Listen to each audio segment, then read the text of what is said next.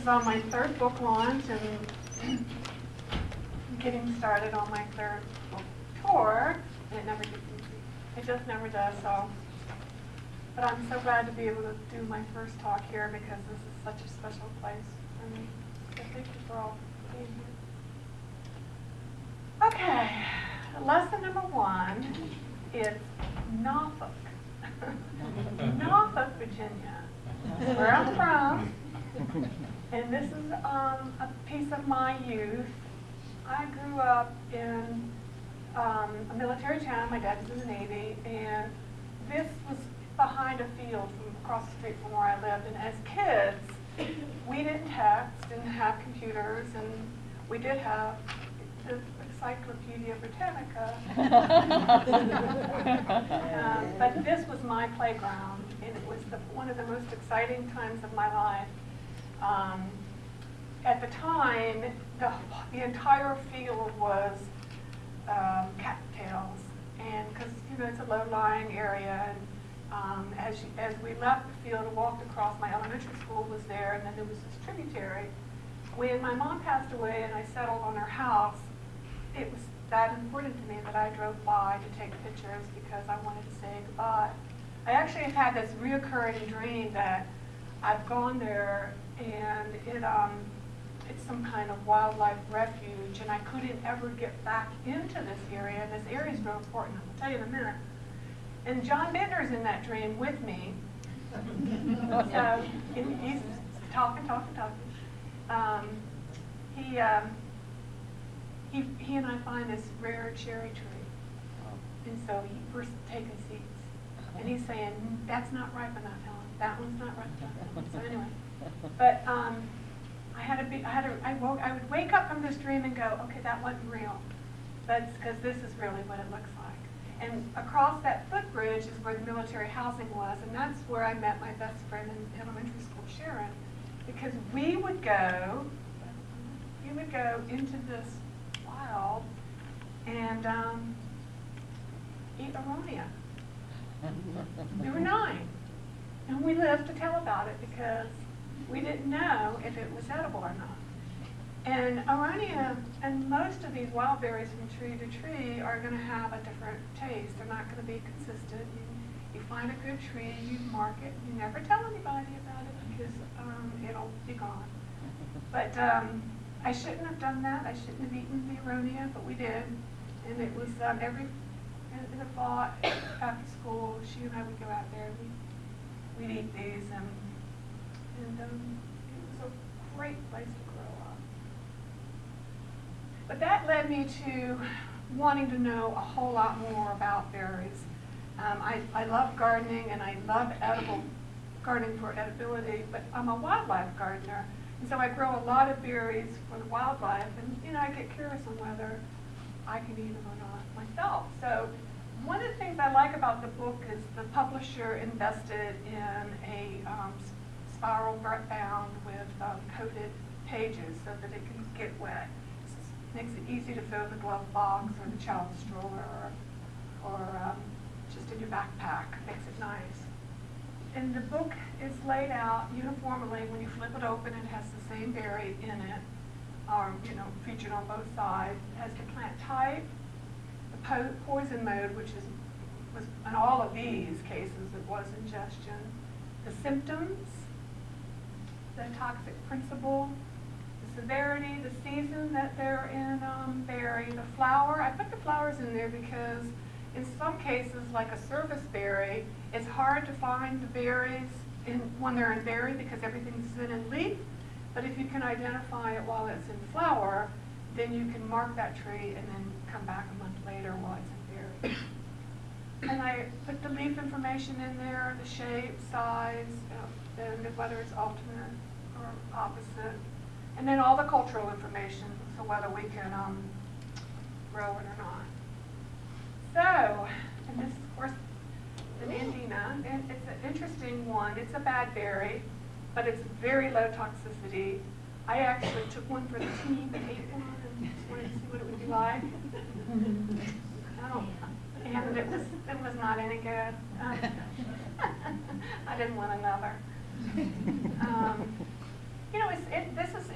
interesting because my birds don't eat it, and there was a study done, a report, I guess, in Georgia where birds had died from eating the nandina, but no one has been able to, no other reports have come in from that.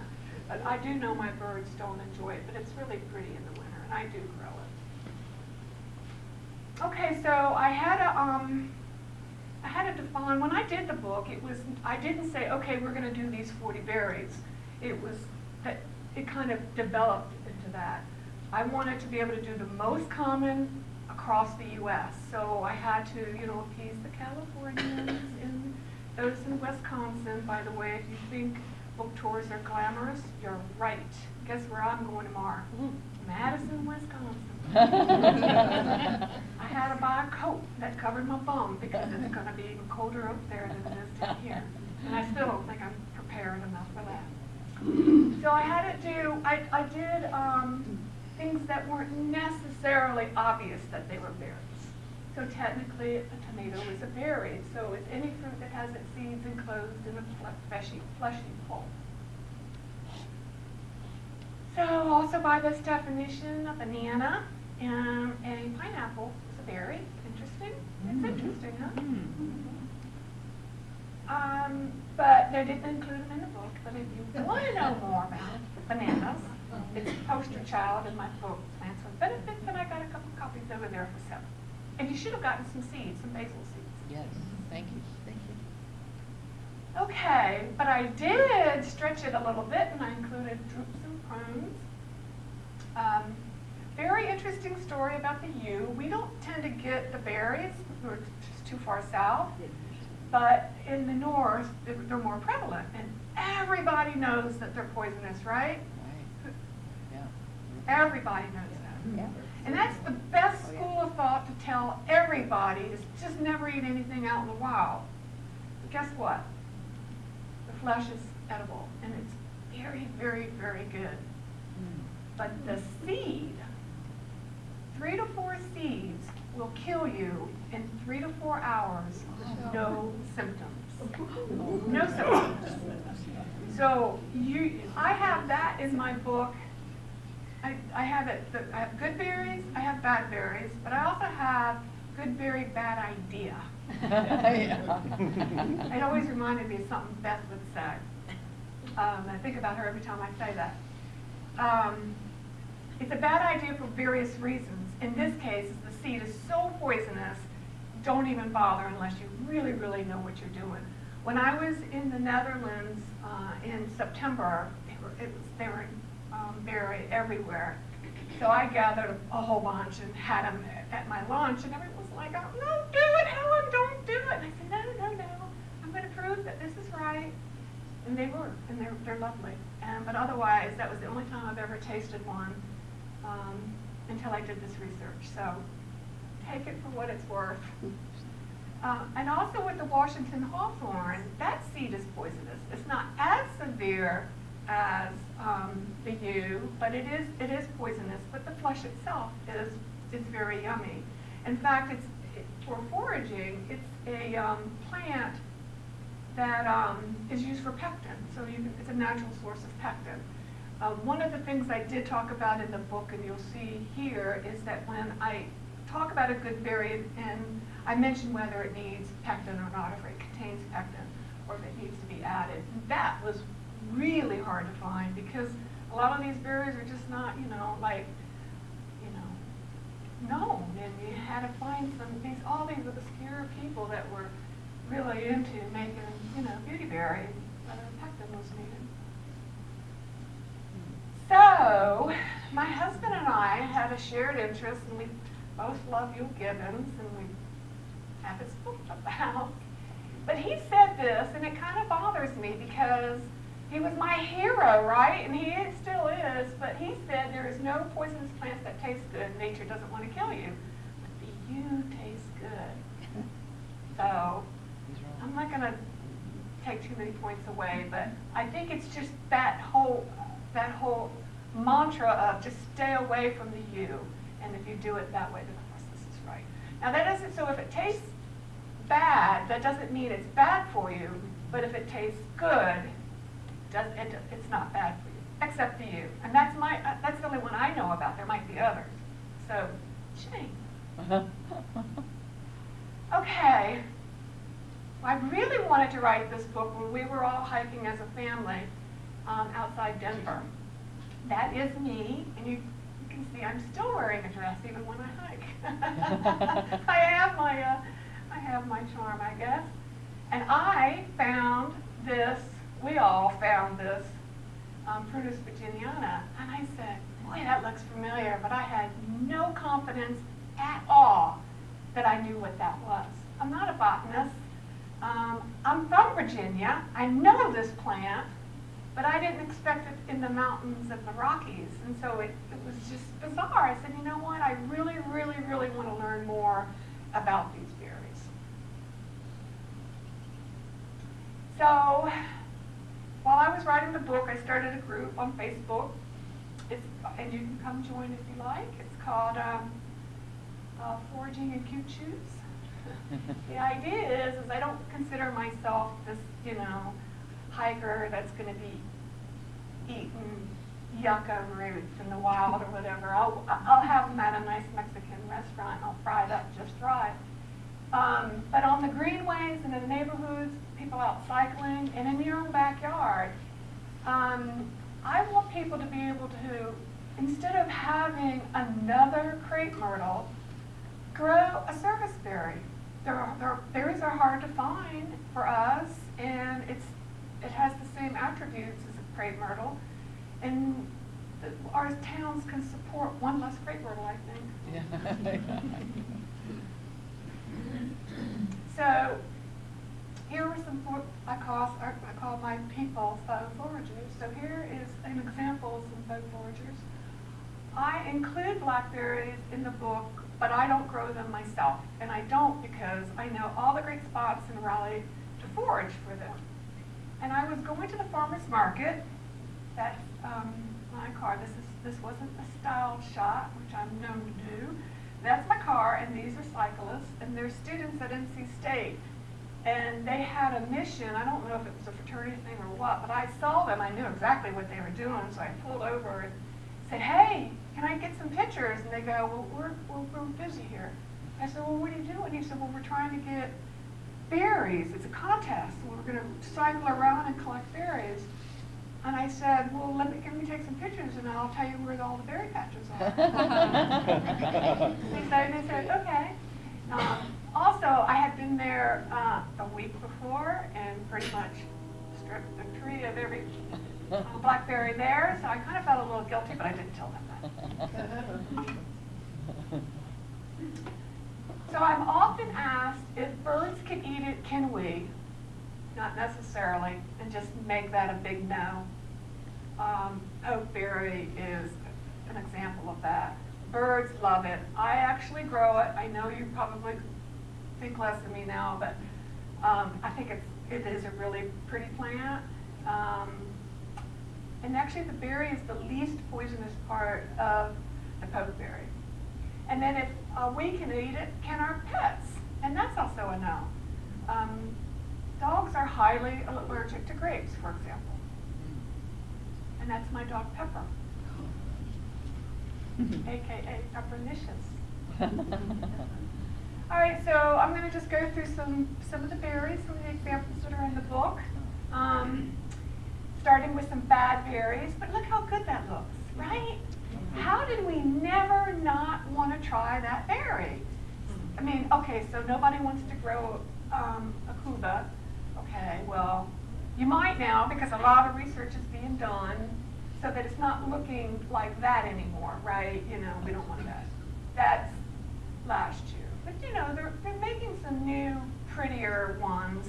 I even bought one recently, but I won't eat the berry. I'm not even sure I'm going to take one for the team on that. It is a low toxicity. The leaves are also poisonous, but obviously the fruit. But this is one of those things that our parents said, don't eat any berries. And that's still a really good thing to tell people until you really, really know what it is you're eating. But it is a low toxicity, nausea, vomiting, possible fever. So here's that pokeweed. This is in my garden, Helen's Haven. Yeah, they fell like trees when you have to get rid of one. And I only ever let one get this big every year, but the wildlife love it, the birds just love it. And here's the flower, as you can see. Okay, so this picture was taken by my friend Bill Johnson, who does wildlife and wildlife plant photography. He helped with the book a lot. Every part of the plant is poisonous by ingestion, and it's lovely. You'll get diarrhea, vomiting, internal bleeding, rapid heartbeat. It's nothing anybody wants, and it's mild to deadly. But here's what's interesting to me is the new shoots, supposedly, are edible. I've not eaten them. Anyone eat them? Yep. Yep. Good for y'all. Y'all live to tell about it. It's one of those things that it has to be less than a hand's width, right? And it has to be more, you have to boil it with more than 2 changes of water. And what if your hand is really, really big? Or what if it was really 3 changes of water, which I've heard. Just like, I said, well, I'm not really sure I'm going to be into this. But I might try it. Y'all did live to tell about it, but this would probably be a much safer bet if you're into that. But don't eat the berries. Another bad berry is the Virginia creeper, and how can something so beautiful be so bad? And I know y'all are going, oh my gosh, she's got poor taste in plants, but I love this. It's a great wildlife plant, and the color in the winter is so beautiful. So how can something so bad look so good? This is my friend's house in Washington State, Nancy Eckler. Anywho, even anthropology thinks it's hip, and you can't get any hipper than that. But it is highly toxic and it may be fatal if eaten. No one's ever thought about eating it, and I'm not going to suggest that you start today. Here's another one. Again, whoever thought about eating one? Maybe that you didn't think you were going to fill up on it, but Solomon seal, definitely poisonous. Pretty little flowers. It would take a lot to have a reactions. It's not worth it, and I haven't taken one for the team. I don't know what it even tastes like. I might though, I'm a risk taker. Now, Tony sells this orange flowering form, so that is worth having in your garden. This came from Amelia's garden. Am I right, Amelia? I am right. Beautiful. And that picture is going to be in a story in Carolina Gardener about Amelia's garden. Next issue. Okay. This is my most hated plant. I don't know if y'all saw it on the Facebook. I was, doing some teasers about plants. I absolutely loathe this plant. It's just taking over the wild, and somebody put it in my garden. It's been 18 years ago. I didn't really know how bad it was. And this isn't a good, very bad idea, and it's good because it's not toxic, but it's bad because it's so invasive. But the real reason it's bad is looking at the picture, we all know this. Oh, I cringe when somebody is growing it. I took my kids to Spain for a month in 2005, and when I came home, my entire fig tree was covered in this vine. And the bees love it, unfortunately, and so I had to get up before the bees and start removing it to save the fig, but it can get out of hand so quickly. See, what you have to understand is, look how cute Hannibal is, right? But you put a mask on him and then he's evil. So, porcelainberry is evil. Look at that. You got to cut it out of the wild. It's nasty stuff. But the only reason why it's a bad idea is because it really tastes awful, but it's not toxic. It's not going to hurt you, and I really wish it did. Like my friend Beth says, does it have a flavor on its own or do you have to add sugar to come in? And this is one that no amount of sugar is ever going to make tasty. A lot of these berries are going to be astringent when you're eating them raw, but they can be sugared up nicely. But this is not one of those. Yeah. Pardon? Very Yeah, they do, which is why they pop up everywhere. And I know it's really pretty, but you know, see, by the way, that was attention getting on my part. You guys work. All right, so here's another good berry, bad idea, and that is the Washington hawthorn. We talked about that a little bit, but mainly because it has a poisonous seed. But it is, I can't grow it. Has anyone grown it? I know in the mountains they do, but no one's been able to grow it here well, have we? You have? Here in Raleigh? My neighbor had it in their backyard. They had several. Really? Had it? Had it. I'd love to grow that. That's a great wildlife plant.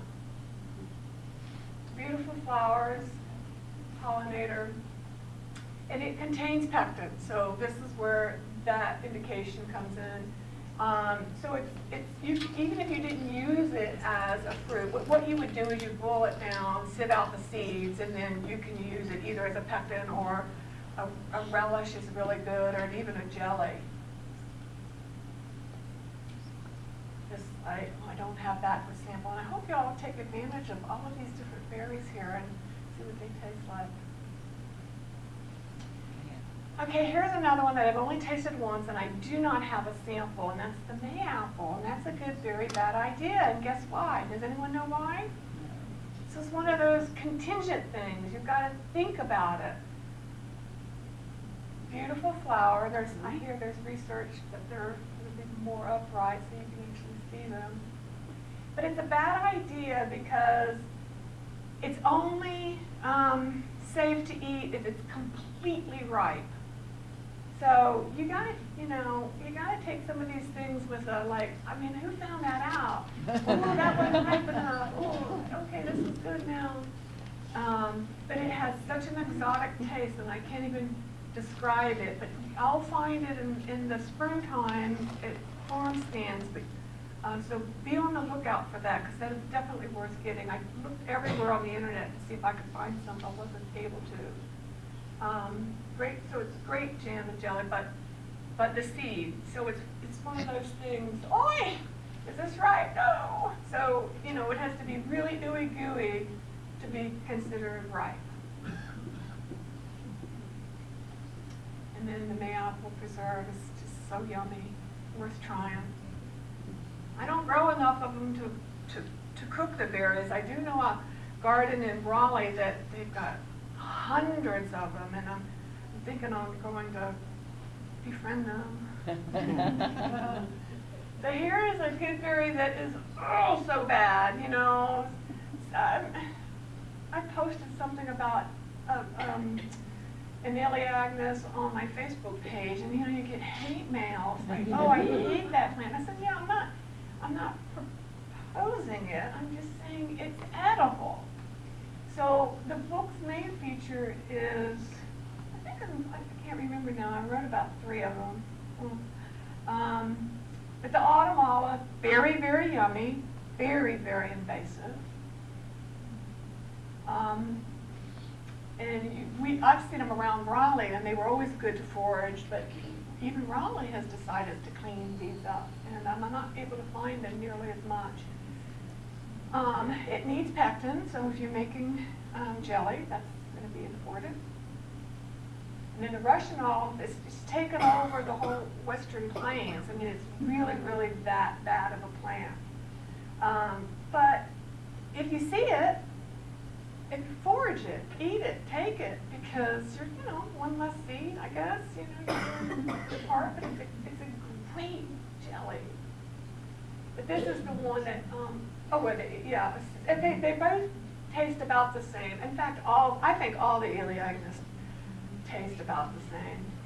But the Beautyberries is the one that is grown for home use. And it is not as invasive as the autumn or the Russian olive, but I mean, it still is. But the idea is that you're growing this to eat. Now, the birds might teach to it, but it's a very, very good tasting plant. Now, my friend John Bittner says that he's pulling it out because it's too thorny and he doesn't like it anymore. He's pulling it out. But Proven Winners is really pushing it out there. In fact, I forgot, Nature Hills is hosting a giveaway of one of their plants and a copy of my book. So if you go to their website, look at their blog, you might want to enter that. That might be a fun thing to do. But it's a great jam, and this is one of John's recipes that's in the book. And here's another one. Oh, it's a noxious weed, right? It's a good berry, though. So bad. It's good, though. Every part of this plant is edible, but when you see that in your garden, you just cringe, don't you? Oh, so do I. But if you see this in your garden, I know this is about berries, so I'm digressing, but cut it, eat it. It tastes like asparagus. It's very, very, very good. So it's not, you know, what is it, the lemonade thing? Make lemonade, get lemons, make lemonade. Yes. Smilex, try that. And these are used and cooked like potatoes. Well, in our garden, I got rid of 400 pounds of them. I didn't eat a one because they had some Roundup on it from time to time. Don't know how that got there. But I finally decided to go ahead and dig it up, and dig it up, and dig it up, and with a pickaxe. It was like this living mass underground. It's evil, but it's tasty if you didn't try and kill it with Roundup, because it doesn't work, by the way. Now, but the Smilex berries are edible, and they're often chewed like a gum. So there you go, right? I don't have any Smilex jelly, but you could make it if you wanted it. You need some pectin. You could use your Washington Hawthorn. So then now here we go with the Cusca. So it's interesting. It depends on what hat you're wearing. You know, if you're a pure wildlife gardener, which is what I thought I used to be, or if you're an edible gardener, which is kind of how I think of myself now. You know, what hat do you wear? Do you wear the native eastern dogwood, which the berries aren't any good, but supposedly the birds like it? And Doug Tallamay classifies this as Cusca, not that the eastern dogwood has more benefits than the Cusca dogwood. I mean, not Cusca's cornus, but he groups them together now, basically suggesting that for the wildlife, one is as good as the other. I don't believe that, actually. I think it needs to be broken down. But from an edibility standpoint, it's an underused edible tree. So, you know, as you know, they've got that flat flowers and they're in bloom while they're in leaf. But when I was in the Netherlands in September, they were in berry and growing everywhere. I think it's a very underused tree for us, and it's a common residential fruit tree, like we would grow a cherry or a peach, which I thought was really, really interesting. Of course, I ate my way all the way through the Netherlands with this. The interesting thing about the Cuscas is that during the drought of 2007, I lost every one of my native dogwoods, and the Cuscas survived the drought. I just think the susceptibility in the native with anthrax kind of all kicked in, whereas we didn't have that problem with the Cusca. You know, so again, it depends on what hat you're wearing. If you're really interested in providing the best of everything, and you have the land to do it. I have a half acre, which I think is a lot. Do what's going to benefit you all the way around, and there's nothing as tasty as this goose the dogwood. Here's some more pictures from the Netherlands. Name's pectin if you're going to make a jelly out of it. It's got a really big seed and a really bumpy skin, but the fruit is really delicious. I just love to see us start to grow a whole lot more of these just for the fruit. Makes a great jelly. So here's my childhood memory, my aronia, which is the it food right now for all the chefs, and people are starting to grow them. But and I have a little one in mine, and I don't think it's going to be getting enough sun. And I did it for my childhood memories, but it's also really good. I hope. I mean, I think as a kid, my berries were tasty because that tree was tasty. But it's like a mulberry. You might taste a mulberry on one tree, and it's and then you taste it on another, and it's super, super sweet. So you really kind of, you can't discount a taste of a wild berry. Just move on to another tree. And again, if you find that good tree, then don't tell anybody about it. But this is now showing up in everything, and the great chefs are starting to use it. It does contain pectin, and it's called chokeberry because it causes this kind of gagging reflux. This is so astringent when you're eating it. But again, as a kid, I didn't have that problem. And John Bittner made me some jelly, so he and John grow a lot, and I didn't even tell my kids that I had it. I put it back in the refrigerator. But it's good in scones. It can be a substitute for a blueberry easily with a completely different taste. Now this one was a surprise to me. It's a good berry, and it's the staghorn sumac. I took this picture at the North Carolina UNC garden. They have beautiful specimens in the fall. But I think of it as it's drinkable instead of edible, which I guess is really the same thing, same class. But what you have to do is when you boil it down, you have to sieve it through like a cheesecloth to get the little staghorn parts off. Just because, it's stuck in your teeth, I guess. I don't know. It doesn't sound very pleasant. But it makes a really, really nice, refreshing drink. So now I tried to grow this, but the voles loved it. So I'm going to have to try again and do some armor of some sort. All right, so here we are. So this is what was so fun about writing this book was I have all these wonderful horticultural contacts, and but edibility isn't necessarily something that people talk about. So I went to my friend John Dole and said, who is the premier person that could talk to me about Beautyberry? He gives me his name. He's a postdoc up in Oregon, and I say, hey, John said I can give you a call. I said, now I know the purple Beautyberry is edible, but can you tell me if the white is?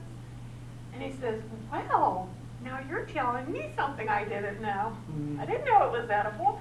So we had this wonderful conversation about the edibility of Beautyberry.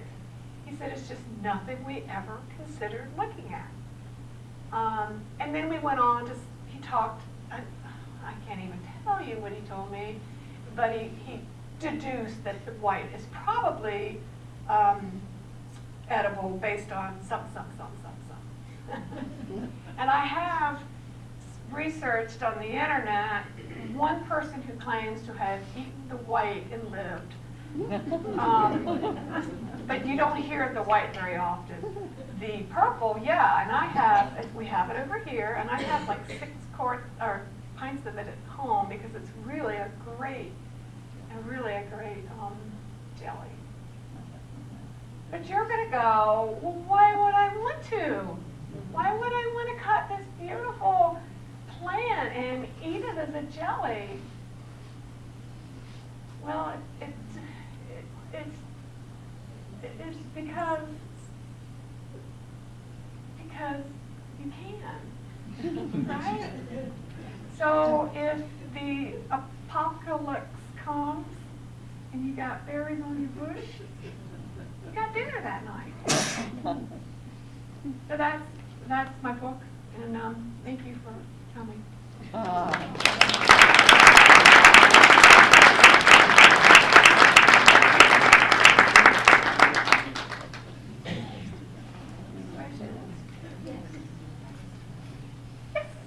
What berries did you rule out? Did you consider putting in your book that didn't make the cut? Well, I did it totally, because in the back of the book, I'm glad you asked that, Kathleen. I put the ones that didn't make the book in regions. And, you know, it's still not an exhaustive list, but it's in there. And the reason is that, the reason why I left some out, like snowberry, you know, it grows in zone 3 in the UP of Michigan, and I don't think they're going to be fine all along our book, so I said, well, leave that one out. No.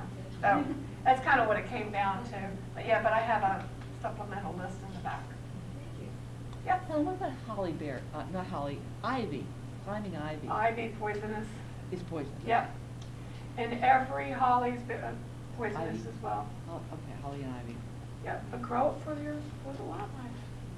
Yes, Carolyn. Mistletoe berries. Oh, yeah. I had a friend though who he would eat them. I think for the shock value, he didn't ever die. Didn't sound very smart. Now. He didn't get kissed either. Yep. Now, do you know anything about Mahonia? I read somewhere. Yeah, Mahoney's a good berry. Every Mahonia is edible. It's in my book. Oh, it is? Yeah, I didn't see it. Okay. And the grape holly from native to Oregon is the most popular to make a jam out of, or a jelly, but all of them are edible. So, and I have eaten them. They're not bad. It tastes better than sugared up.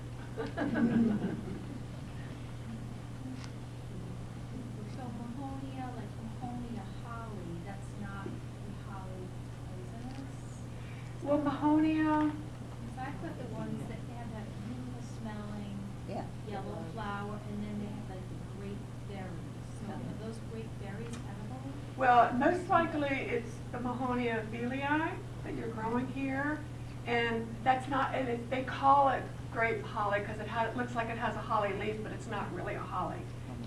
It's, so you can eat it. It's a Mahonia. That's good to know, thank you. They're good. Yes, this is going to be challenging. No, no.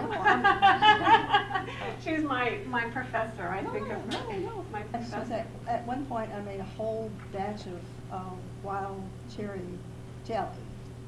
And then I was the only one who would eat it because everybody was told that there was cyanide in the seeds, and there was probably enough of the cyanide to maybe have a problem. You're talking- with doctoring. Are you talking about the ground cherries? No, Oh. the ones that get the awful tent worms in them, and So they're they all over the place. don't. So they don't eat apples either. They don't eat apples either because they have cyanide in their seeds. Well, I don't know about No, that. I guess my point is that you get I this. should just pay, no. You forget that some of the most basic things that Well, peaches. peaches, absolutely, apples. There was an argument involved. Yeah, so you gotta keep it all to yourself, right? So yeah, you know, and that's one of the problems is that with the cyanide, and then once it gets into the system, when it's in that lower gut, it turns into hydrogen, thank you. And then I go to do that, and I forget it out. And it's not pretty. That's where that bloody vomiting stuff comes in.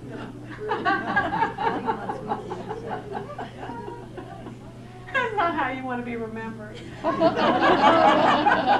Unfortunately, it didn't do that. Any more questions for Helen? Doesn't look like it. Thank you so much, Helen.